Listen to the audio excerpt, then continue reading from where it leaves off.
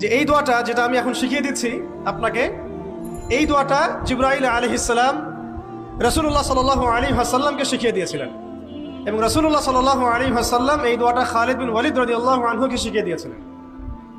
তো শোনার এবং শেখার খুব আগ্রহ ছিল, তা আমি লিখে নিচ্ছিলাম এবং নোট করছিলাম। এই দোয়াটা যদি আপনারা পড়তে পারেন, ভবিষ্যতের যে কোনো শঙ্কা, আশঙ্কা, বিপদ আপদ, বালা মুসিবত, এই বিষয়গুলোর ব্যাপারে আল্লাহর পক্ষ থেকে একটা সাকিনা এবং সুকুন হৃদয় নাজিল হবে ইনশাআল্লাহ। একটু বড়, যেহেতু এখানে তালেব ইলমগণ অনেক, তারা তো শুনলেই মুখস্থ করতে পারবেন, তাই আমি নোট করে আনছি। এবং জ্ঞান তো লুকিয়ে রেখেও লাভ নাই, প্রচার করলেই লাভ, আপনারা আমল করলে আমি নাকি পাবো ইনশাআল্লাহ।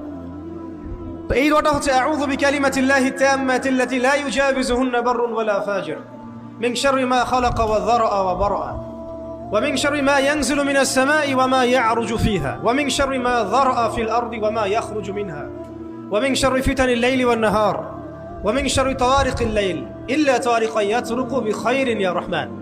এই দোয়াটার উপর আমল করতে থাকেন, দেখেন ভবিষ্যতের আশঙ্কা দূর হয়ে যাবে ইনশাআল্লাহ।